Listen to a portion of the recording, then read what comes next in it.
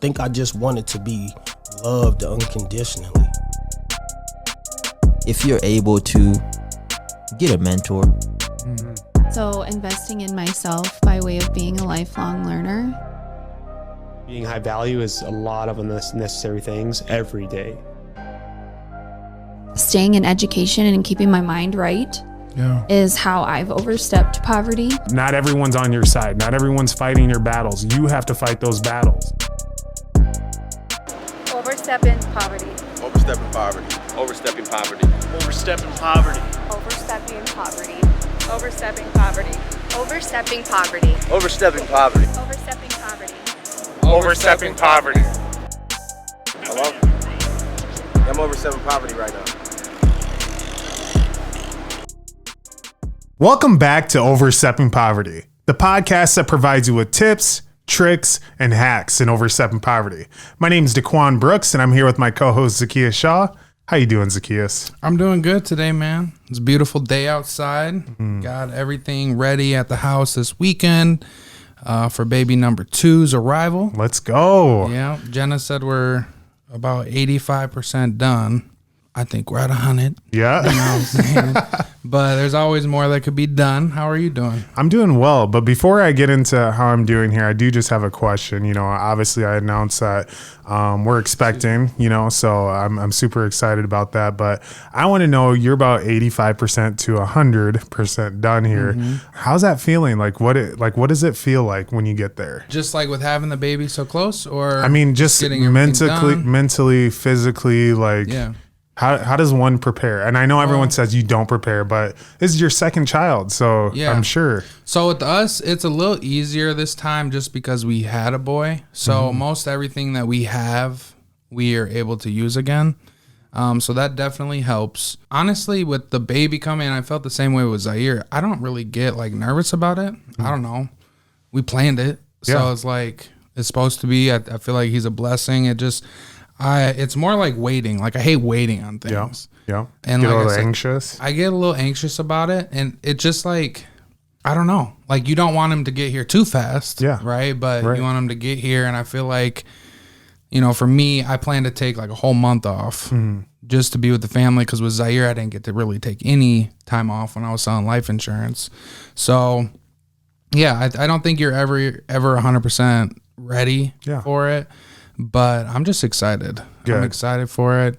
Jenna's excited. Zaire's excited. Yeah. So we're all excited. Well, that's a blessing, man. That's a huge blessing. But are you excited for yours, or how are you feeling about it? Honestly, I've been asked this multiple times, and I think I've just such mixed emotions, and no bad emotions about it or anything like that. It's just more of, I want to make sure that I'm the best father that I can be, you know? And I'm like, how do you prepare for something like that? Because in any given situation, it's things that you have never endured in life, because I've never had a kid. I've never raised a child, right? You know? And so like, the more that I think about it and the more that I try and prepare myself, I'm like, well, you can't prepare. You just have to be ready. And I'm definitely ready, you know? Yeah. And so, I'm very excited about it. I'm definitely blessed.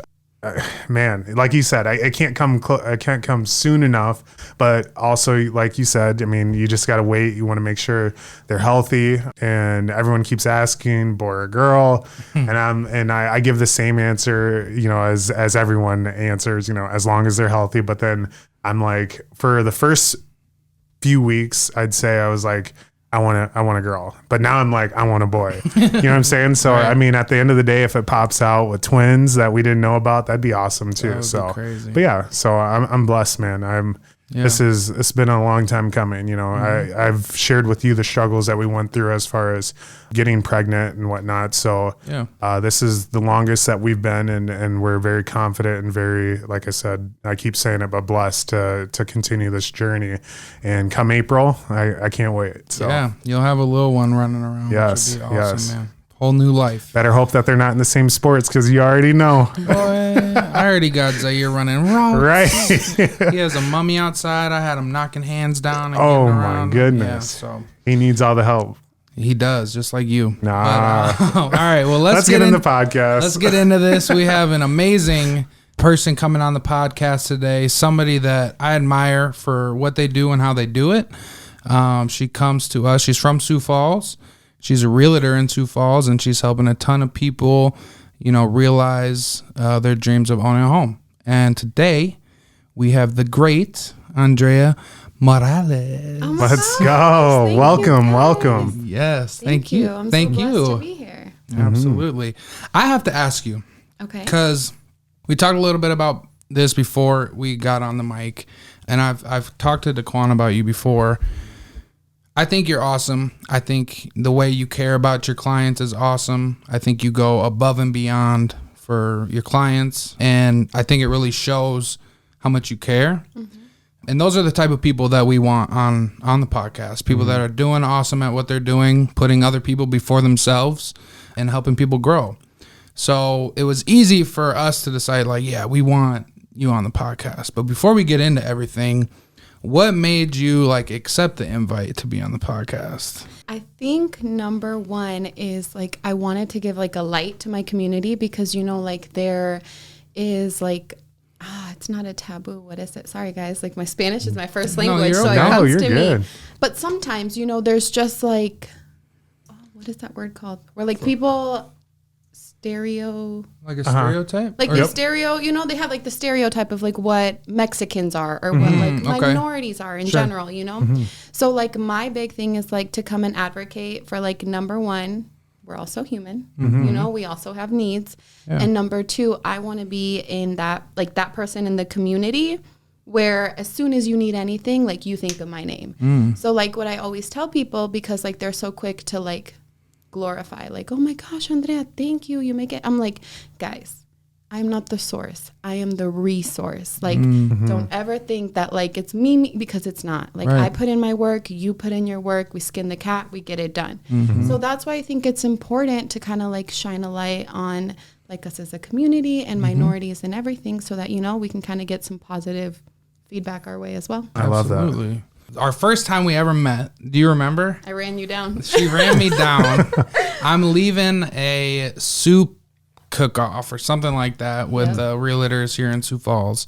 And I usually never go to like many of those events, but I'm leaving and somebody's running after me like, hey. And she starts speaking Spanish to me. And I'm like, oh, I'm so sorry I don't speak Spanish. But what she was needing was a lender that was able to help her Spanish-speaking clients.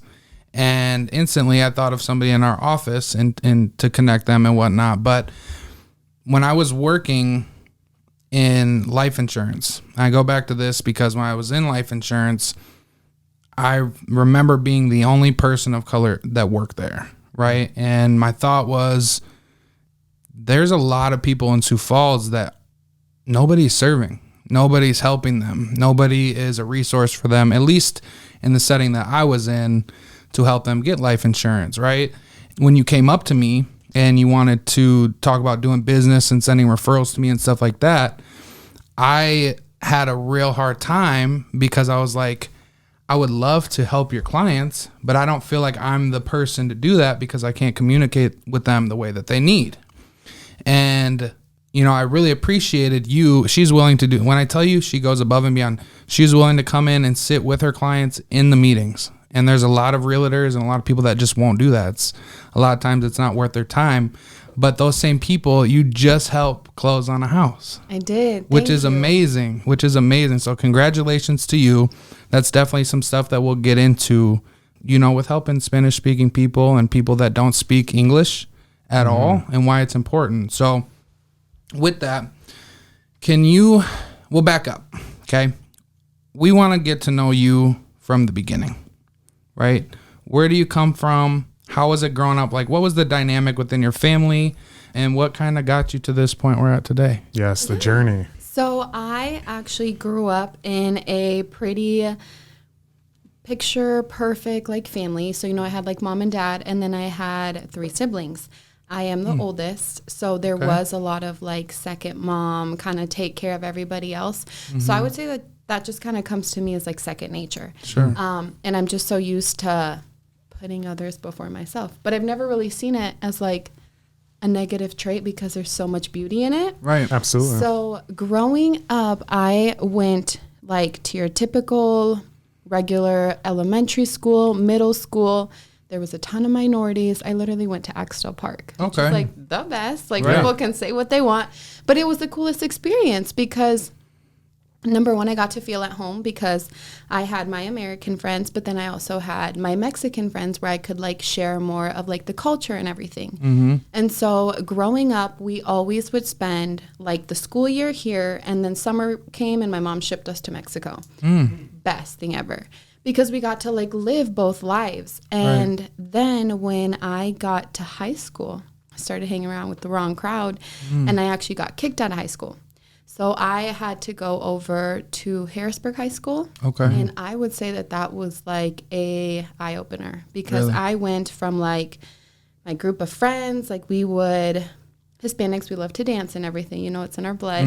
And so we would dance like in the parking lot, we would dance in the lunchroom, you know, just kind of like do our vibe. Like we didn't really care, you know? Right. So then you're going from like all of your friends being like different minorities and stuff like that, and maybe 3 to 5, you know, that are white, to going to Harrisburg when you're one of only 2 Hispanics, and you're kind of like culture shock. Yeah. And I feel like I'm like in a fishbowl, you know, because like everyone's looking at you, and like it's so different, like in terms of friends, in terms of the way that people view you. So when I initially went over to Harrisburg, my dad had actually just started his company. He didn't even finish middle school, but he came here with a dream, and he worked hard for it. And after about, I want to say 15 years, he finally got it, and I was so proud of him. This is how I knew that this was going to be like a culture shock for me. So when we were building our house, we had bought in a lot, and we did a lot of the work because it was cheaper that way. And so my dad would literally pick us up from school and take us to the house to work. Well, I always remember one night we were all there in the basement, and we went home and there was this car that was following us, and we were like, okay, what the heck, like whatever. So we show up to our old house, and my dad comes out and like the sirens go on, and it was an undercover cop, and we're like, what's going on? And my dad's like, just stay in the car. So I'm like, okay. So then I see my dad and everything, and my mom comes outside because she's like, what's going on? Then they finally leave and everything. After half an hour, we'll come to find out they thought that we were in the house stealing. Like stealing tools, property, everything like that. And my dad was like, that's my house. You know, like I can't believe that you wouldn't even come up to me and ask me before you just assumed that it was me. Right.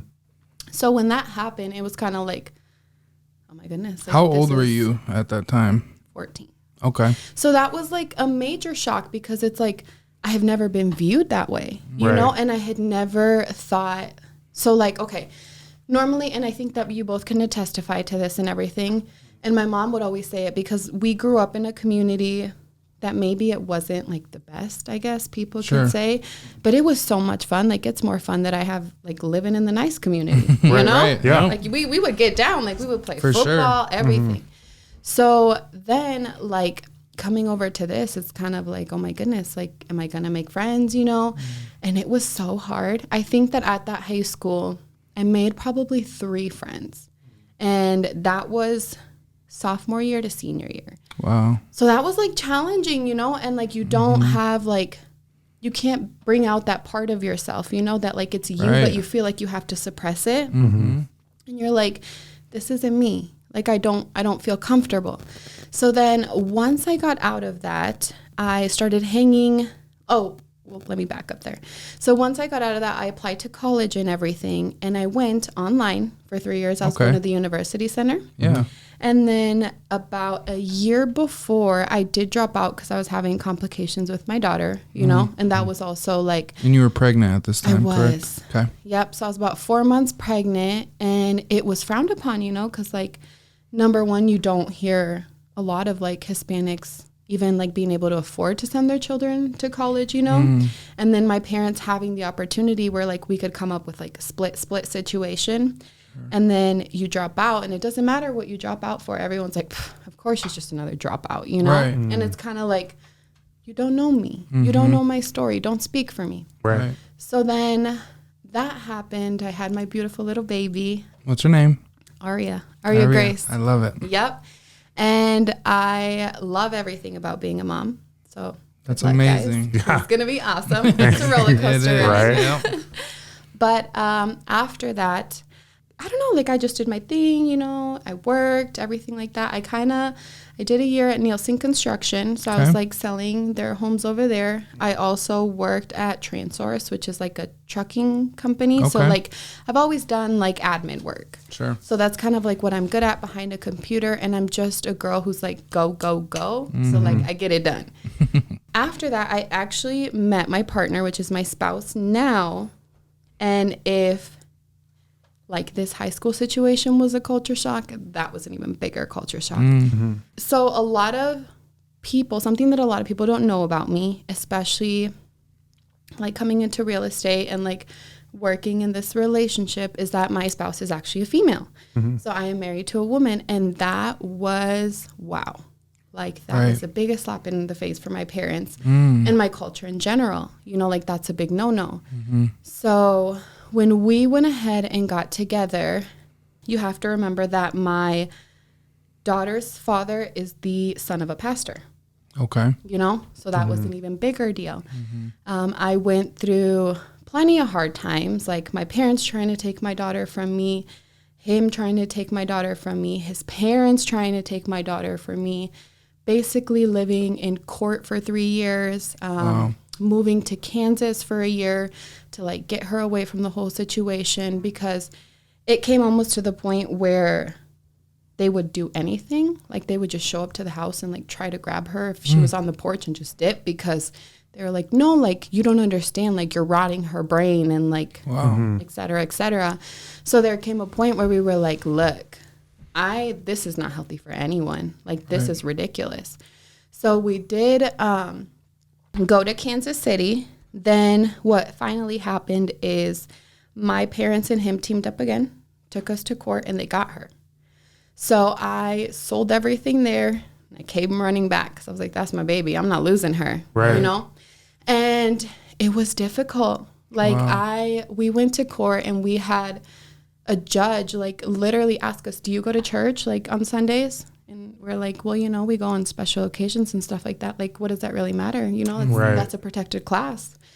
And she would be like, oh, well, you know, she's probably not getting like what she needs to learn. And like, if there's certain cultures, like it's just better for her to be with like mom and dad and to have like something that's like a little more picture perfect and normal for her.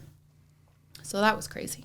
Right. You know, because it's like, are you kidding me? Like, you didn't even view me as a person. You saw this and you made your decision. Right. And that's crazy, you know, because I am the kind of person who, I wouldn't say like I always see the good in people, but I like to bring out the good in people. Like, I don't care if you're good, bad, left, right. Like, we all have our own background. We all have our stories, everything, you know?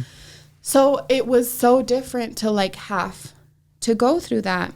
So when I came back to Sioux Falls and I was like, look, I'm going to do whatever I need to do to get my daughter back. Like, I do not care. Coincidentally, at that time, my sister had bought in her house and she used a Hispanic realtor here in Sioux Falls. It was a couple years ago. And I always remember because she told me, like, you should try it. You should do the thing, because her transaction went horrible. This is around the time, 2021, you know, people were paying way over for houses. We're talking 20, 25,000, no inspection, like whatever you want so that I can get the house. So she did that. A couple months later, we had those windstorms, all the siding to the house. Oh, no. Gone. So then they had to fix that situation and everything. And she had told me, like, gosh, like my relationship with my realtor just was not it. Wow. And she was like, you should try it. And I'm like, me? Like this girl right here? And she's like, yeah, you should try it. So I'm like, okay. I gave it a go. The first time I didn't pass my test. So I was like, you know what? It's not for me, or it's not my moment or something. So I'm just going to kind of leave it. And I let life flow. Just got a full-time job and I just started doing whatever I needed to do to pay the bills, keep it going. And I did. But then there came a time again where my wife sat me down and she was like, yeah, it's great. We're both working and everything, but we're not going to get to where we want to get like this. It doesn't matter how much we save. It doesn't matter how much we don't go out.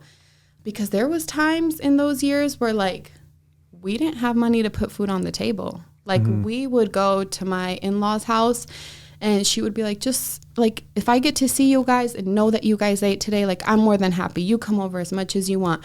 And we probably did for 3 months. Mm-hmm. My parents had no idea, like, because we didn't talk for those 3 years, you know? So, like, that was very different. Mm-hmm. So now, like, coming to do this, things kind of started to, like, go sideways again. And I'm like, okay, this is my moment. It's got to be now, because there is no later. So I went ahead and I tried it again.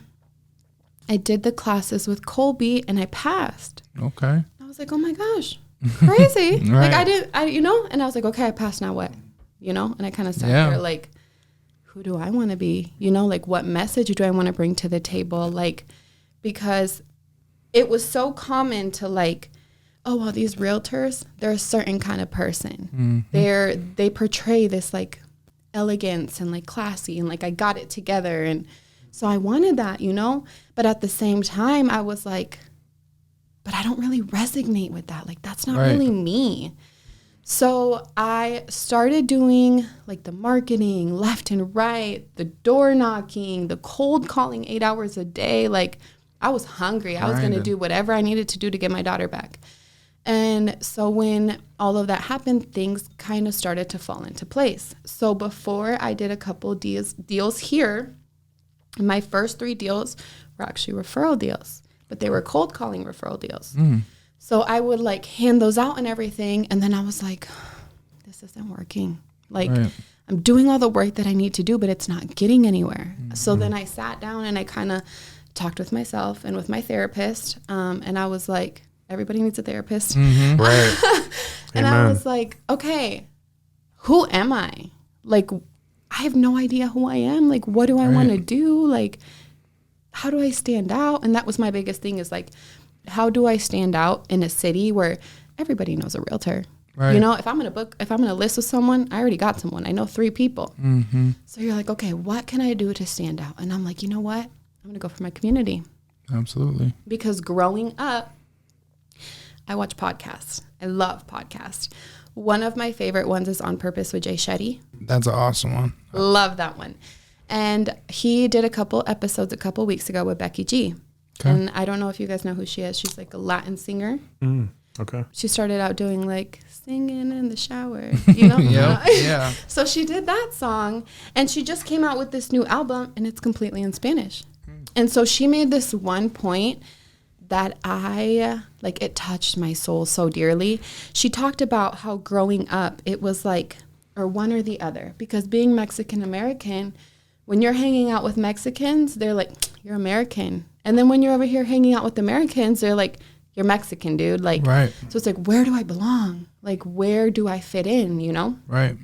And the album title that she put is called Esquinas, which is a corner, like the corner of the street. Yeah. And so it's where 2, like, they intersect, you know? And she talks about how, like, them coming together beautifully and her getting the 200% experience. And so when I started thinking about that, I'm like, I get the 200% experience. Like, I can choose if I want to give that out to other people, you know? And then I was like, I'm going to, because I knew that it was, you know, an unserved community. I knew that nobody else was going to do it. I knew that I would be pretty dang good at it because of, like, my drive. And I knew that I wanted to, like, have these goals so that I could ideally give my family the life that we wanted, you know, and be ourselves. Right.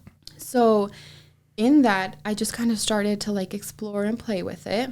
And now here we are 13 deals later. Wow. Let's go. Good for you. There's so you. much to get into and unpack with that, because it is often that when people are trying to do what they want to do for themselves, the first people that typically look at you different or say you've changed or anything like that is the people that have always been the closest to you, which is not the easiest thing at all. And then to have to deal with that for years on top of that, what did that do to you mentally during those times? It did a lot. Oh my goodness. Roller coaster effect like no other. Yeah. It had its highs. It had definitely a lot of lows. Like, oh my goodness, so many lows. But the thing that I would always remember and tell myself is we have a phrase in Spanish that says, la vida da vueltas. The world keeps turning, you know? And sometimes you're on top and sometimes you're on bottom. And that's okay. You just got to write it out. You're not going to be there forever. Right. So I would tell myself, like, Andrea, la vida da vueltas. Like, there is going to be a moment where at some point it starts to have to turn, you know? Right. Yep. So I was like, just stick it through. And so what I did when I initially started and I found out, like, what I wanted one of my niches to be, it's like tunnel vision day. Like, girl, you put your head down until it's done. Right. So I did, and I chugged and I chugged and I chugged, and that's where like the magic started to happen. Right. I was like, okay, so this is working. So I started to help more and more. And you know how the referral business goes. Like, it is amazing. But when we come to Hispanics, like, when you get their trust, you got it for a lifetime. They're, you know, that's kind of how it goes. Right. And I started to use that to my advantage. You know, I was like, you know what? This is awesome because I don't have anyone. I'm going to be that person. So I started doing that. And a lot of people will kill with kindness to get something, you know? And I'm like, I'm just going to kill with kindness for no reason, just because I want to, just because like it comes out of my heart. So I did. And yes, this is a business that gives, but you also have to give that much more. Right. So I started giving and giving and giving, and it's not like monetary. Right. You know, there's like mental, spiritually, emotionally. And I was like, you know what? I'm just going to give. And it made me feel so good. Right. And so I did, and I did, and I did. And things started to like fall into place. And I knew that it was my thing when I always remember my first client. Her name is Arely, and now she's one of my best friends, actually. That's awesome. She was pregnant during the time that we were working together. And I remember that when she gave birth, she was like, she texted me and I got a message and she was like, Andrea, I want you to meet the baby. I was like, oh my God. Special. So special. I started crying. I was literally in a cafe downtown and I was just like tears. And I knew like, this is it. This is lifelong. Because if I could make these relationships, if I could pour into these people and have them pour back into these meaningful relationships, then I could do it. Right. And seeing their smile on closing day is just the cherry on top. And you know that. Like, it's like, oh my goodness, because you it comes to a point where you want it so bad for them. You know, like you see their hustle, you see like their, like the adversity that they've gone through and everything. And you're like, no, you know what? We're going to get it done. Right. Do your homework because I'm going to do mine. And I promise you that I will get you to that finish line. Right. And so they started to, you know? Yeah. And so like now when I work with people and everything, and I will tell them, because don't think that it's been all like, you know, smiles and rainbows. Right. Yeah. I've had deals that have fallen apart. I have had stuff that goes sideways. You can't always be on top. Right. But you can always become better, and you can always learn, readjust, reapply, keep it moving and be better. So we like avoid these mistakes. Right. And so I do, like, I take my business so kind and dear to my heart, and I don't play with it. And I don't remember if I told you, but one thing that I have gotten a lot is like, Andrea, you're intimidating. Like, you kind of make me feel a little, I don't know, you know? And I'm like, no. Like, I don't want you to feel that or think that, but here's the thing.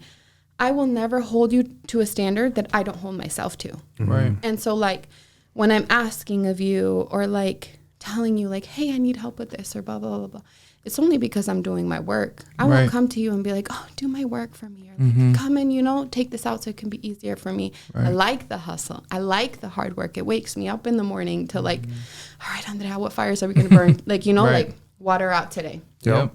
So I think of all of that, and it just, I haven't even looked back. That's amazing. You've come a long way, and it sounds like you've had your fair share of ups and downs. I know there's going to be our listeners with the story of your daughter and losing custody of your daughter and getting custody back. Is that correct? So now we have her. I have her during the weeks, and then he has her on the weekends. So amazing. It's like perfect. That's so cool. Well, good for you guys. I'm sure your whole family feels better about that. Or what would you say? Is your relationship with your parents at this point better? So it took about 3 years, but yeah, my mom and my spouse actually talk now. They'll have like breakfast or lunch together, like if we all get together and stuff like that. Yeah. My dad is really trying, and I give him all the kudos in the world because that's not easy. And coming from a Mexican family, so he lives in a rancho. What a rancho is, it's like a farm, maybe like 100 people. Everybody knows everybody. Like they know everybody's business. Is he in Mexico? No, he's actually here. Oh, in South Dakota. Yep. So he'll just go every couple of months for a while. Okay. And then come back. And his plan in a couple of years is to snowbird. Sure. Okay. Which is, pretty cool. Yeah. And so I give him kudos because I know that he has like a lot on his shoulders of like, oh, are you really going to accept your daughter who's like that? Like it goes against everything that we know and stuff. Mm-hmm. And so I'm just honored, blessed, and I'm grateful. Yeah. That's all I can be. Yeah, absolutely. Sure. Absolutely. And there is just a few things that I just want to rewind a little bit here because you had said something that kind of hit home to me, and that's experiences in America. I've been asked multiple times, like, what kind of experience have you had? And I sit and I'm thinking, and I'm like, well, what do you mean? I mean, like, it's been good. I mean, I went through high school, I went throw it back, middle school and whatnot. I mean, there was times where I tried to fit in. There was times where I had to stoop lower than what I should have to fit in and whatnot. But the real experience is what they really wanted to say, and just be completely blunt, is, have you been discriminated against? Has someone looked at you differently because of the color of your skin or your ethnicity or anything like that? And you had mentioned, of course, that you guys were working on the house and you guys left, and, a cop followed you guys, and then you were questioned and whatnot. Now you're 14 years old. I think this is a pivotal age for any young person because you're getting into the teens, especially being a lady. You're becoming more lady, as a teenager and whatnot, probably a little bit more feisty. And I'm only saying this because my niece is like this. Like, she's kind of getting her own personality, and she's kind of finding out who she is at that time. But what I want to know is in that experience, that's an age that I feel like you take every bit of that moment with you everywhere you go. Can you tell me a little bit more about that experience for you and that mental anguish? And then after you share, I'd love to share with you a story as well where I had that experience as well. Well, thank you. And it's nice to see, that like we all kind of go through and have our things, because sometimes it's tough to be a minority here. Mm-hmm. Like let's keep it real, Yeah. And it changes you. Like it almost makes you feel ugly, because you're like, what's wrong with me? Like, there's nothing wrong with me. Like, why are you treating me like I'm any different, And so that was that was huge. And then moving, like when we finished the house and moving into the community, nobody would talk to us. Their kids would not hang around us. I went to that school, Harrisburg, for 3 years. I had 3 friends. Everybody else kind of looked at you like you were, I don't know, like, weird and goofy. Right. And it wasn't, and at that moment, like, I was suppressing who I was. Like, I wasn't even expressing who I was, So it's like, if you're hating on the me that I already have to suppress, it took me a long time to figure out, like, that's a you problem. That's not a me problem. Right. Facts. Absolutely. That's true. That's completely true. And like I said, and I appreciate you sharing that with us, but Zacchaeus was actually with me when I had my experience where it like changed me mentally, like you said, for the rest of my life, period. Like it's gonna go with me wherever I go. But it was in Vermilion. We were at University of South Dakota. We were out downtown and we had a drink, and we got picked up by one of our friends' girlfriends at the time, and she was taking us home. And we're in the back of the vehicle. We're 3 deep in the back. One person in the front. The car's full. She's driving, and she takes a right turn, and then all of a sudden the cop lights flip on, and I'm like, oh gosh, what's going on? But I'm not scared because she's sober, so I'm like, okay, whatever, we're all 21 here. And the cop comes up to the car, and he's like, do you know what I pulled you over? And she's like, no, I don't. He's like, oh, okay, well, you ran through the red light actually. And he shines a light in the front and the back, and he's like, were you operating this vehicle?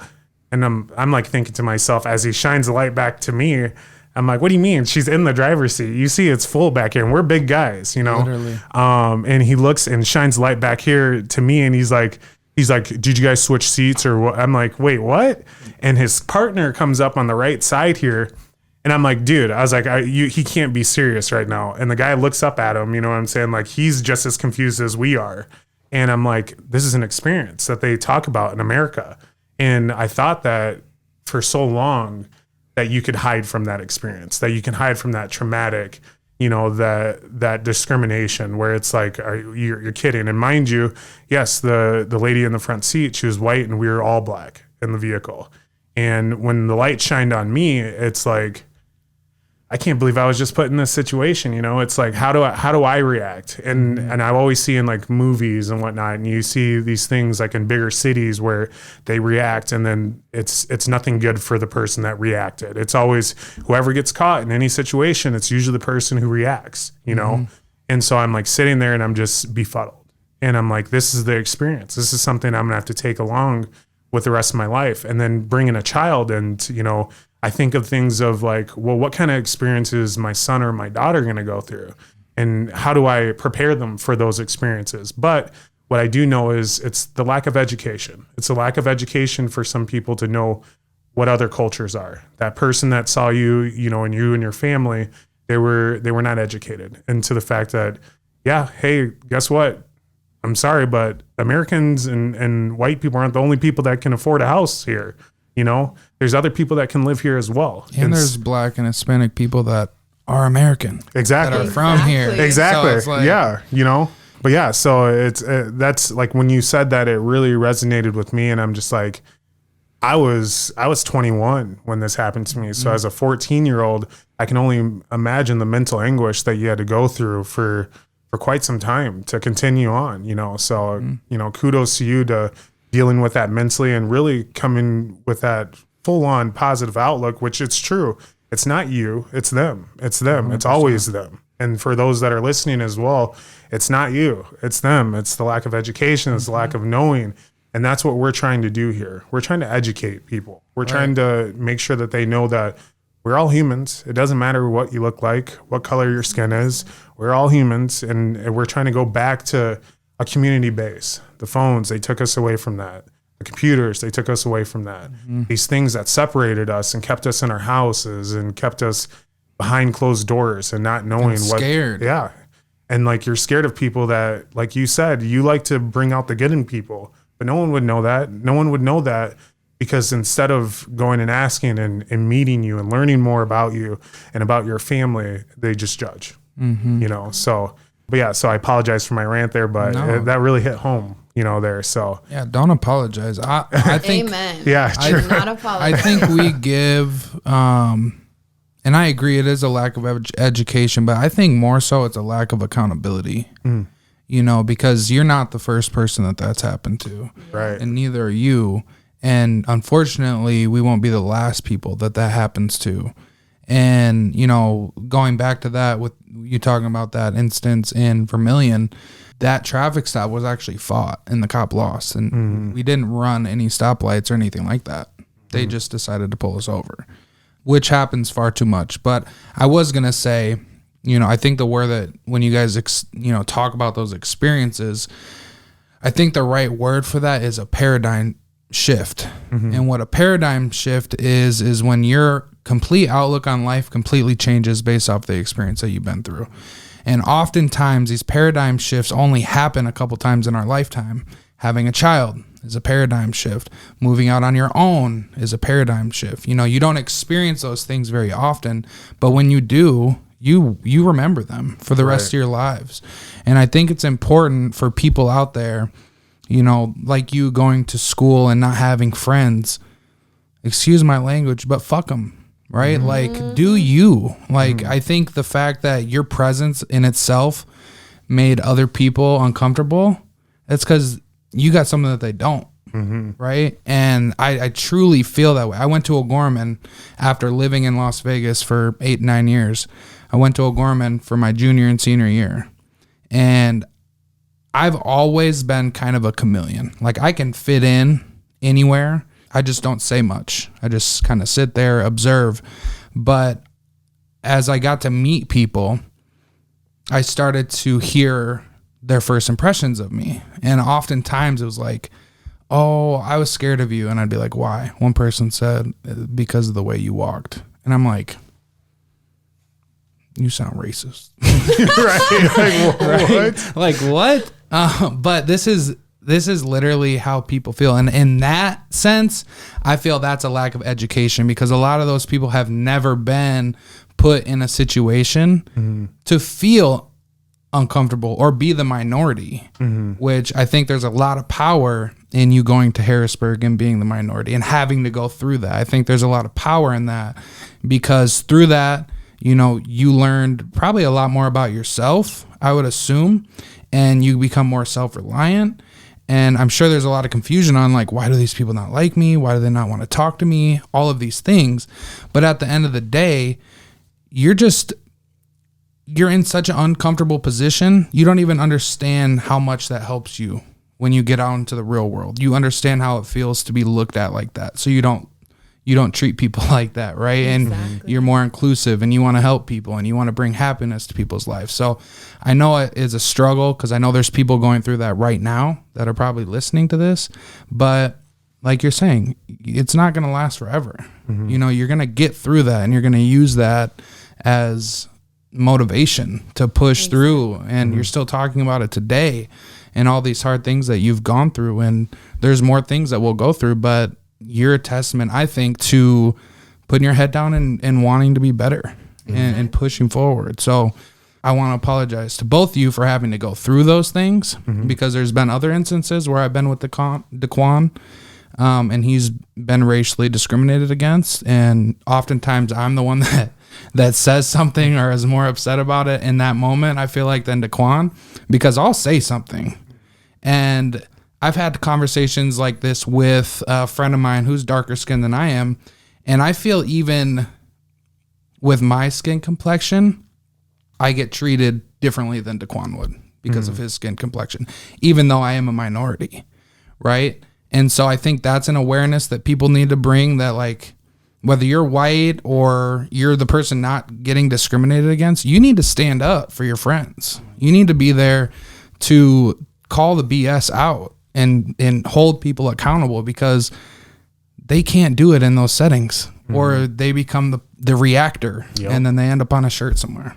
Right. So be that advocate, stand up for people, whether you're friends with them or not. If you see something wrong happening, you know, have the courage to either say something or let somebody know, because we need each other. You know, regardless of our skin color. But I appreciate you guys both sharing those things, because they're super important. With you, Andreah, I think it's important that we talk about, you know, why it's so important for us to have Spanish-speaking professionals. What are some of the challenges that you would say a lot of your clients experience when they don't have a Spanish-speaking professional? I mean, can you go into that a little bit and why it's so important to have somebody like you? Yes. So number one, you have to be the advocate. You have to be that one person who's like pushing and pushing and pushing. So to like kind of give you an example, there are a couple of banks here in Sioux Falls that I have been at it for over a year for them to even just get a Spanish application for these people, you know, because how good does it do if you send them a link and you're like, okay, well, here's a link, send it out to the best of your knowledge. Right. What knowledge? I don't have any knowledge on English, you know? So for a lot of people, it's easier to just, it's not for me. Like it's just not something that's available for me, you know?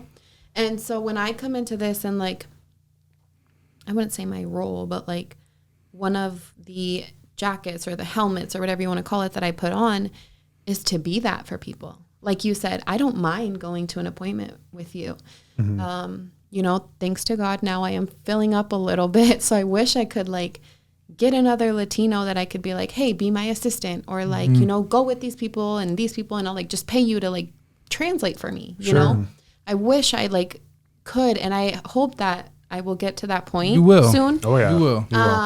But for now, I am going to keep doing it. Like, you're right, I'm not your average agent, but I don't want to be your average agent. Right. You know, there are days like today, I'm not done with work. I have to go home, prepare some coffee, and finish my day, you know? But I know that there are 3 families that are going to have a house. Right. It would have never been possible for. Mm-hmm. I have a client that I am working with who we are securing this, and he is just like oozing gratitude, you know? And I love to work with people like that. Right. Love, love, love.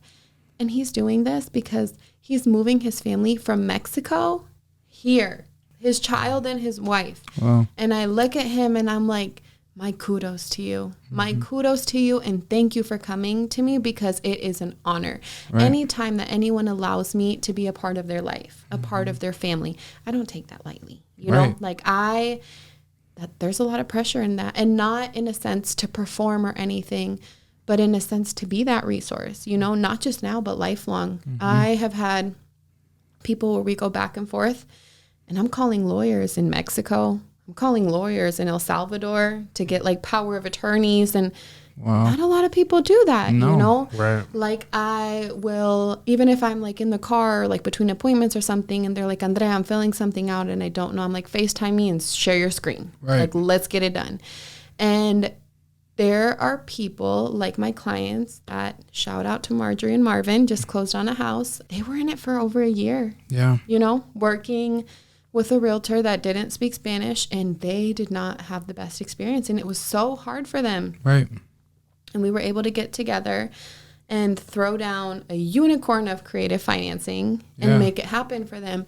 And they cried closing day. They cried when they opened their gifts. They cried when they received their keys.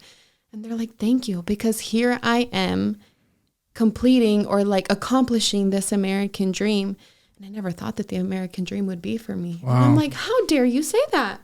Why would it not be? Like, why are you not deserving of it, you know? And so being able to show people that, and also give them that hope of like, what makes you any less?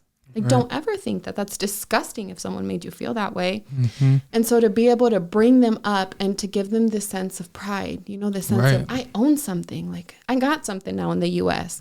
Like, before you want to mess with me, check yourself again. Right. You know, like we're equal. 100%. So that's awesome. Because it's like, I don't care who you are, you know, we're just 2 humans. Right. You know, like at the end of the day, don't care where you came from, don't care what your degree is or anything. You talk to me about your heart. Like you show me with your actions who you are, because your words, and my mom taught us that growing up, you know, like people who mean what they say stand behind what they say. Right. And one of the things that she would always tell me is to be a woman of my word. So that always stuck with me. Like, if I give my word, I have to follow through. Right. Absolutely. I have to. So now it just comes so natural to me. Right. I'm like, I will follow through. I will follow through. I will follow through. And my people see that now. And they're like, you want someone to get the job done? Call Andrea. And I'm like, heck yeah, call me, because we're going to get it done. And so now, thanks, what a blessing, you know, and I can do nothing but be so grateful. Like, that is, I have no other word. I'm just grateful. I'm blessed. And I never take it for granted. Like, I really never do, because one day you can have it all. One day you can have nothing. Yeah. So I'm so quick to, like, number 1, always gratitude, you know, and number 2, to just give it back. Don't ever think that it's all over here. Right. That is nice, especially for a realtor, because the past, I'd say 2-3 years, you know, just from a consumer standpoint and seeing on my end of it, and with some relationships with realtors and whatnot, they have gotten really more of just on the money end of things, getting paid. How fast can I flip this client, get them into the house that they say that they want, even though it may not meet all their needs? I'm not listening to their needs or the necessities or anything like that. Right. But how fast can I get that check and deposit it into my bank account? And so to have someone that can advocate for the consumer, you know, and really sit down and listen, and not only listen, but hear, because there is a difference between listening and hearing. You know, when you're listening, that just means you're just sitting there. When you're hearing, you're taking in everything that they're saying, and you're trying to move and put that into motion. So having someone that can do that, that's huge. That's really huge. And another thing is there's one thing that I always live by, and that's 1, being a man of your word, being a woman of your word. But 2, you have to understand that people don't care what you know until they know that you care. And that's something that you have to always understand, because the way that you will be able to not only be good for a short time, but be good at what you do for a long time, is you have to care. You have to care about there's more things in life than that dollar sign. Mm-hmm. And so for you to come on and you tell us exactly that you are helping and that you're caring and that you're giving and whatnot, that's one thing that Zacchaeus and I stand by as well on that. So appreciate that, and kudos to you for that. Yeah, absolutely. For sure. And that, going back to that was one of the reasons why I wanted to, have you with a different lender. When we talk about that, it's the same, for me, where of course I want to make money. I'm not shy to say I want to make a lot of money. Be rich as hell. Who doesn't? Right? Yeah. Right. But at the same time, you do have to have a moral compass on, hey, am I actually going to be able to help this person? Mm-hmm. Of course I want the dollars, but if they're not going to have a good experience, or if I'm not actually going to be able to help them, I'm just going to waste their time and my time. You know what I'm saying? And I think people just get so, I don't want to say greedy, but they get into this scarcity mindset, like there's nothing else that's going to be coming. Mm-hmm. But I feel like when you do the right thing, and if it's something you can truly help somebody with, you'll help them. If you can't and you get them in contact with somebody that can help them, it's going to come back to you so much more. Absolutely. When you talk about giving and having gratitude, every time we talk about that type of stuff, I think of the book, The Go-Giver. I don't know if you've read that book, but it's one of my favorite books. It changed, it's kind of crazy to say, but I feel like it changed my life because there's somebody in that book, The Connector. And I've talked about wanting to be that person. Like you, I want to be that person that if somebody needs something, they look at me as a resource to get them connected to what they need, because they trust that I'll get them to the right person. And, for your community, that's so important. And they are so loyal to the people that help them, because I feel like they don't get that help very much, right? And with having somebody like you, I think if you are Spanish speaking and you're going to anybody other than her to buy a house, you're tripping. Because I'm not even playing. I've seen what she does, and I know firsthand, and you can tell how much she cares. So if you're listening and you need a Spanish speaking realtor, or just any realtor, make sure you reach out to her, because she does a great job. She does a really good job. Absolutely. We have to talk about this, then we'll get into the rest. Okay. Because I feel like it's something important to you. At least I see you post about it a lot, and that's about your faith, right? It seems to be a very important thing for you. Did you always have, or were you always so deep into your faith, or was it experiences that you've gone through that brought you closer to God? Can you talk a little bit about that? Yeah. So I have always kind of been that kind of person. I grew up in what we call a cuna cristiana, which is like a Christian cradle. Okay. So I just kind of grew up that way. But as you grow up in the church, it's kind of like just like a lifestyle, kind of turns into a lifestyle, because you're there all the time, the same people and everything. And yes, there's that relationship with your faith and everything, but it kind of gets muzzled out by you just growing up, being a kid and all the other. When things started to get hard, at first, I wanted to have control, because when you have control, in my head back in the day, I used to think I get to protect myself from you not hurting me. I get to protect myself from you getting a little too close, or crossing a boundary, or, I get to control how much it hurts. I had to let go of that control. I used to be a control freak.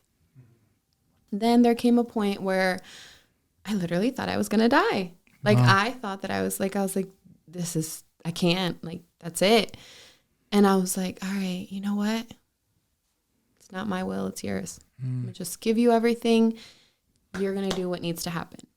And as I lived my life, as we came back with my spouse and everything, and that was another thing too, because that was a big no-no in my faith. Mm-hmm. But my thing is, you don't get to put my God in this box that's convenient for you. Mm-hmm. Right. You don't get to cookie cutter him into whoever you want him to be. He is to me what I need him to be, my Father, my Yeshua, and that's my relationship with him. Right. As you have your relationship with your higher power, and to each their own. Mm-hmm. But it is what has gotten me to this point and what will continue to get me to the next goals and places that I'm going to get in life. Yeah. And so I will always be one. Gratitude. Can't say it enough. It's the key to life. But I know a lot of people who I grew up with and everything, where blessings would happen, things would happen. And so like they would get them with their hands open, but it didn't fill them any, you know? So I was like, interesting. You know, like I'm seeing people living the life, having the car, having the girl, but they look so empty. Right. You know, like I don't get it. And and things were going good, you know, but like when I fully gave it to him and I'm like, we're just going to go with the flow, attack what we need to attack, and walk by faith. Yeah. Things just started taking care of themselves. And there are days where, you know, real estate, it ain't easy. No, you know, it's not. And there's days where you get home and you're like, you just want to cry because it's like, there's some heavy days, you know, and you're also like weighing other people's emotions on you, you know, and like exterior factors left and right.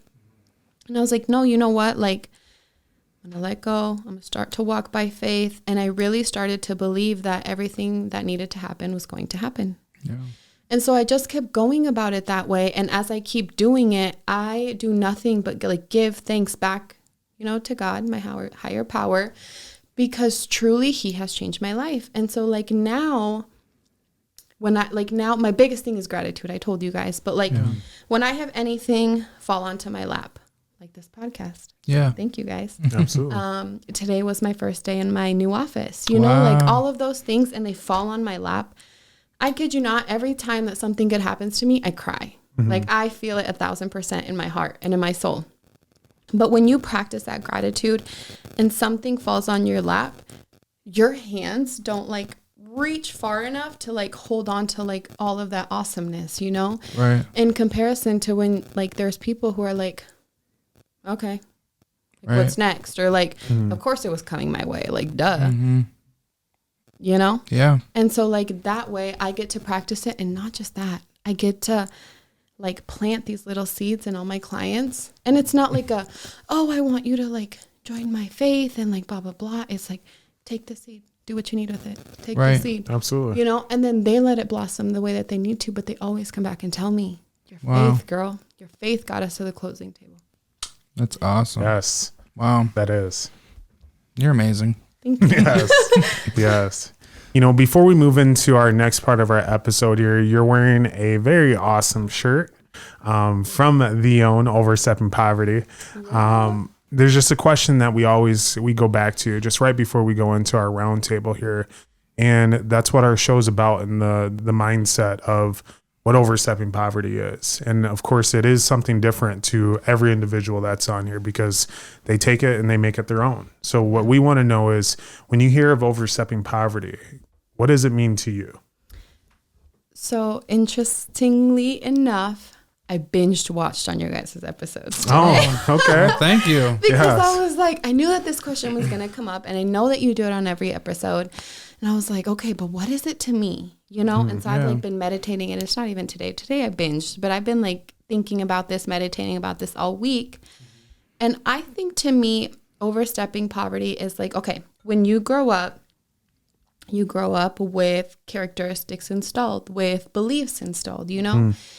And a lot of times we grow up and we're like, that's who I am. Take it or leave it, you know?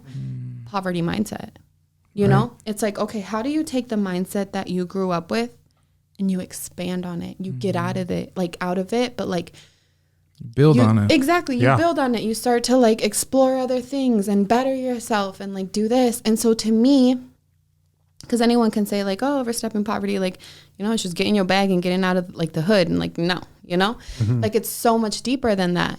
And so when I think about it, I'm like, no, because that's what it is. And it's not necessarily too that like you grow up with the things that are installed in you and like, that's poverty. Like, no, but the poverty comes from, if you have nothing to give, you're in poverty, you know? Like once you're giving and you're seeing the bigger picture and you're putting into the community, like that for me is overstepping poverty. Absolutely. You know? Absolutely. So, yeah. I love it. I love it. I love it. Well, let's move into this next part of our episode here. It's called Roundtable. This is where you can ask us questions. I know you came fully prepared, so I did. I love to prepare. Let's go. Well, let's fire away. Yeah. I'm excited for this. Oh, I got a good one. Okay. So are there people that maybe tell you guys or have told other people or just kind of mentioned it that say that what you guys do, like you make it look easy? Yeah. I mean, there's actually quite a few people who have said that, which, being on here, it's kind of like public speaking, but there's one thing that Zacchaeus and I always relay back to, and we kind of connect this to therapy. You had mentioned on the podcast that everyone needs a therapist. Well, this is our therapist. This is us discussing things that have continuously been on our mind, and now other people are bringing what's on their mind that we've thought about, I feel like, before, and we've talked about, but it was only expressed between us two. But now we have a much broader audience that we can talk about and educate them. And then now they can take that information, use it as their own, and then educate other people. So that's what makes it easy, honestly. So yeah, we do hear that, though. I don't really know. I don't really have an answer as to why, though. I just feel like we've always been good with talking with people. But yeah, we hear that mostly from like our guests. Or typically are like, "Dang, that was a lot easier, better. You guys made it fun or whatnot." I don't know. I think it's a service really as well. Yeah. Bringing you in to the studio, you bringing gifts for us is awesome. Right. So thank you for that. But greeting our guests with the shirt, that they're able to take with them or wear on the podcast. I just think there's a lot of things that go into it being easy. It's actually not the easiest thing to get up and started and going, but I feel like that's with anything. Once you get the groundwork laid and you have a good foundation, I think it makes things a lot easier to do. Right. So absolutely. Yeah. Ooh, do you think it looks easy? I like that. Well, it's something or that why I do you get ask? a lot. So okay. I was like wondering if you guys do as well as professionals, and you as a loan officer. For sure. It's all about being a good person, right? Really. Seriously, 100%. A lot of times. Okay, that was a good question, though. We haven't got that one. Okay, are there people who don't believe in your movement or try to bring down your movement? Yeah, I think so. I think there's not many people that actually voice it to us. Okay, but the word gets back. A lot of times I've gotten it, but at first, honestly, I felt like a lot of that came from family. Right. A lot of it came from family, I felt like, and I think it was because they were seeing, a whole new version of me, somebody that they have never seen before. And a lot of, like Daquan mentioned, with it being like therapy, and I've said it before, this podcast has been easily one of the most therapeutic things I've ever done. And I think it's because like I am able to talk about things, and we do talk about things that people don't really open up about and don't really talk about, although it is something that's on their mind, or they're worried about what their parents are going to say or how they're going to feel. But I think it's important to understand that you have your own experience. Whether your parents gave you the best childhood or they gave you the worst childhood, that can be different based on what sibling you're asking, because we live different lives. I'm the oldest in my family as well, so I took on a lot of that role of just being the oldest and taking on those responsibilities. But you get to open up. I don't know. It's one of those things where you get to open up, and I think over time they're like, oh, okay, they're fine now. But yeah, I personally, I would get, oh, what does he know about poverty, or what has he been through, or what makes him qualified to talk about this? And my response is, if you know so much about poverty, why aren't you helping people get out of it? Mm-hmm. So everybody has something to say. They do. And this is an educational, informational, community-driven podcast. None of this is just for us, for our own doing. It's for our community. It's to better other individuals. So how can you really hate something that is only out there to help someone else or even help you? Right. So a lot of times where if we do get anything like that, it's in one ear, out the other for me, just because I know that this is not just for me. So for people to really just hate on it or say that they don't like it, I completely understand. Each to their own. If this isn't for you, I don't want you guys to to listen. Just move on. Let us do what we're doing, you know, and just move on. That's it. Yeah. It's hard though, right? It's hard when, especially your closest people are looking at you a little different. Like, what are you doing? Or why would you say those things? It's like, because that's how I feel. And there's a lot to be said. Right. That's not it. Right. Exactly. But yeah, no, it's, I actually like it. You know, the more that if people are talking about it, then they're watching. Yeah. You know, a lot of times And that's how I feel about view. Right. Like, positivity brings the negativity out of people sometimes. There you go. It's very true. So I know you were just talking about poverty. So take this as you want, spin it as you want. Sure. Do you believe poverty is a choice? That goes back to like Kanye saying that slavery was a choice. I think that's what I think about. And in that sense, I do think that poverty is a choice at a certain point. Okay. So poverty isn't a choice when you're born into poverty, right? It's a choice to stay in poverty. Yeah. So I think that, I do think it's a choice. I think there's a ton of different factors that can go into it, but with my definition on what I think poverty stems from, it's the mental mindset. But, you know, going back to what I studied in college, so I have a criminal justice degree. I also think there's a lot of factors that put people in a situation that kind of is a cycle. So it is hard to break the chains of poverty for a lot of people just because they don't have the education. They don't have somebody showing them that there's a different way, you know. So in a sense, I do think poverty is a choice. But at the same time, yeah, I do. Up until a certain point. Like, I think some people don't always have the choice, but at some point they will. What I believe is, well, one, I think this is an open-ended question. I really do. Just because I don't think anyone wakes up really and says, you know what, I'm going to be in poverty today, or I'm going to be out of poverty today. It doesn't just work like that. What I do know is that everyone is given the same opportunity. It doesn't mean that it's going to be the same equal opportunity as someone else, but you have the opportunity every single day to wake up and change one thing that you did, you know, that you could do differently from the day before, whether that propels you forward or it takes you steps back. But you have an opportunity to create your own mindset, to create your own wealth. This is the land of opportunity. There's rules, there's regulations to possibly hold you down on it. But again, it's just like with us building our own thing. It wasn't something that just happens overnight. Nothing is like that. It's like you being a realtor. It didn't just happen overnight. You know, there was some trials, some tribulations that you went through to get to where you're at today. So what I do believe is that in poverty, you have an opportunity to make the best of your situation, or you can continue to be exactly where you're at and keep dwindling and be in the worst part of the situation. Right. So I guess that's the best way I can answer that.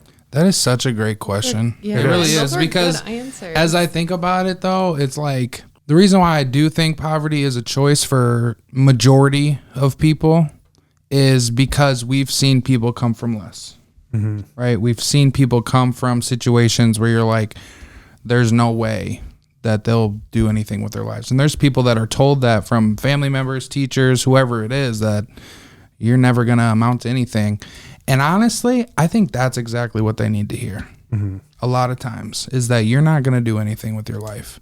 Because that's when you find out who you are. Right. Am I going to accept what they're putting onto me, or am I going to show them in the world that, no, like, I'm built different. Right. I'm built for this. And, you know, I think we all have stories where it's like, it could have gone either way for every one of us, you know, yet we chose to keep going. You know, you have your daughter, and that was really something that kept you moving forward. You know, and that was obviously very important for you.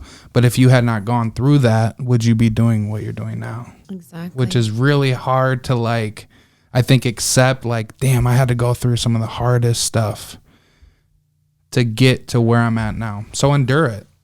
As hard as that is, right? Endure the pain that you have to go through, because if you keep your head on right, it can lead to so much good stuff. Absolutely. And adversity is a necessity, guys. It is. That was probably one of the best questions we've been asked. That was. Well, can I ask you quick? Do you think it's a choice? I kind of think the same guys that think the same way that you guys kind of think. So I think that like up to a point, you don't really get to determine like the situation that you are brought into sometimes, but you definitely get to make the choice of like, all right, what am I going to do with it? You know? And it's like you said, almost always like the people that make it so far are the ones that we're told like, you're not going anywhere because you get like that. Oh, I'm not. It's that chip. Watch me. They put that chip on your shoulder. Yep. Bring the dog out. Yeah, for sure. Yes. Okay. So my one last question. Okay. I think I'm going to do this one. Okay. If you could install only one trait into every human being to make this a better place and to get us to overstep poverty, what would that be? Mine would be positivity. Honestly, I want people to be more positive in any given situation. Here's what can happen. If you go outside in the world or you wake up one day and you decide, you know what, I'm going to be negative today. I'm not going to be in a good mood. I can promise you'll go out there in every single situation that you're in. You're going to find negative outlets of it. And that's just how it's going to be. But if you think to yourself always that there's something positive to this, whether it's a lesson or whether it's just something that you have to go through that God put you through to get you to that next step, you have to understand that these things, I mean, and what happens as well. Like that's one mindset that I have is when something bad happens, I'm like, well, I can't change it. It already happened. So it's time to figure out what I'm going to do forward and move on. And what am I going to take from this? You know? So I think if we could just instill a positive mindset in everyone, I really think that everyone would be able to do better for themselves and better for each other as well. That is a good one. The first word I'm going to say is not what I would instill but I do think it is one of the most important. It is to be grateful, like you talk about. Because if you're grateful, it's very, very hard to be negative. It really is. And when you actually sit down, last year I did an exercise where one of my coaches had me write down 100 things I was grateful for. And that's hard. Like I'll tell you right now, if you guys are listening to this, try it. Write down 100 things that you're grateful for. And you'll really start to see how good your life really is, you know? But the one word that I would instill is resilience. Love that. Because you're going to get knocked down. There's going to be days where you're not grateful or you're not positive, and that's okay. You know, it's okay to go through your cycles. Everybody goes through cycles in life. And, you know, when you are knocked down or things aren't going your way, but you're still getting up that next day and you're still doing the things you need to do and you're finding a way. You know, I think that's important because so many people give up, you know, so quick. And, you know, kind of like you with your first test that you failed, right? Like in that moment, you weren't being resilient. You were just accepting it, and that's fine. But when life has a plan for you and God has a plan for you, like it's gonna keep coming back to you. And it's up to you, that resilience, to say, you know what, I'm gonna try again, and I'm gonna go back and I'm gonna do it. There's so much power in that because you find that when you actually decide to do something, more often than not, it works out. Whether it turns out the way you want it to or not, that's maybe a different discussion, but it gets you so much further when you're just able to take that next step and let what happen. So absolutely. Yeah. Absolutely. What would you install? I'm probably going to say gratitude. Yeah. So I like to think of like this little triangle. So you have gratitude over here, you have happiness over here, and you have love at top. So what is something that everybody craves? Love. You know, who doesn't? Even the most like nasty person, like they just need to be loved. Right. And so I love research, and I love to just like hear interesting facts. And when you actually like practice gratitude and everything, you actually release serotonin, which like instantly like, you know, gets Mood you that boost. happiness going. Yeah. Right. So then you think of that and you feel like that love, you know? And so like one belief that I'm like challenging right now, because, okay, think of like the Scooters line, you know? When someone pays for your drink, what do? You're like, oh my goodness, that was so sweet. Right. Pay for the person behind me. But how come we're not the first person? Right. You know? Right. That's crazy. I love it. That's a great answer as well. Yeah, it is. You guys both have great answers when it comes to instilling something on people. Appreciate that. Appreciate that. Yours was the best. Whatever. All right. So let's move on to the last part of our episode here. We have one last ask from you. Well, actually 5 last ask from you. And that is 5 tips, tricks, and hacks that you would tell someone and, I mean, really give them as far as knowledge to overstepping poverty. Yep. Okay. So number 1, tunnel vision. Just tunnel vision it until you look up and you're like, oh my goodness, I'm here. And not like I made it, but like you look up and you're like, oh my God, like all of that is my hard work starting to like come together full circle, you know? That has been one of my best ones because I kid you not, I put like head to iPad and paper and phone and I chugged at it for like 6 months. And then I looked up and I was like, that was me. Right. You know, and that's an awesome feeling. That's that hard work. Exactly. It really and it is. pays off. It does. Nice. So I would say that that's probably one of my biggest ones. That's another good one. Another one that I would say is 2 things can coexist and still be beautiful. So like the good and the bad can coexist. The hard days and the good days, the rough transactions and the good transactions. Just like anything in general, because we're so quick to like, or it's got to be positive or it's got to be negative, you know, or it's got to be good or it's got to be bad. Yeah. And it's like, no, because there's beauty in the messy. There's beauty in the gray, you know? Facts. There's beauty in the struggle, ugliness in the success. Yes, there is. And you don't get to success without it. Facts. My third one, I would say don't front. Be you and let your people find you. In this career, like I said, I felt like I had to put a front, like I had to pretend to be someone that I'm not so that I would appeal to people. People would want to work with me. I would cover up my tattoos, you know, I would dress a certain way because it's a little more appealing until I got to a point where I'm like, gosh, this is exhausting. Like I would come home and I'm like, I'm literally tired of acting all day, you know? And then it came to a point where I was like, that's it. Like, that is so exhausting. It just drains you. Right. So I was like, I'm just going to start to portray Andreah Morales. People take it, leave it, whatever. That's going to be me. The choice is yours. And I would say that was another, like, turning point in my business because now I get to, like, for example, if I am with my daughter on Saturday running errands or shopping, and I have a client call me and they're like, I want to see this house or whatever. I'm like, okay, like, let me drive by and I'll pull up in like my ripped up jeans and like a t-shirt because I'm like momming it. And I'm like, all right, let's look at this house. Are we putting in an offer? Like, what are we doing? Right. And back then I would like keep a pair of clothes in my car, run home and go change, you know, like wear something long sleeve to cover up the tattoos and like, oh my gosh, life changing. Yeah. Life changing. Be you. Exactly. Yes. And that was a breath of fresh air. I bet. My fourth one, I think my last 2 are my favorite too. Help the next one in line. Yes. You know, we're never going to get to be a community where we are bettering and everything like that as we see everyone as competition. Right. You know, this is collaboration through and through and everywhere you go. So I like to hone in on that. And in this industry and in life in general, there will be people who see that as a threat. There will be people who like take that a certain way. I don't care. I'm putting back into this earth what one day someone put into me. Right. God's going to do what he needs to do with it. I wash my hands of it. May it be what he needs it to be. Right. And I keep it moving. I like that one because there's so much that like when you are not in it's not abundance. What's the opposite of abundance? Scarcity mindset. When you're in that mindset, there's so much less that flows to you. Yep.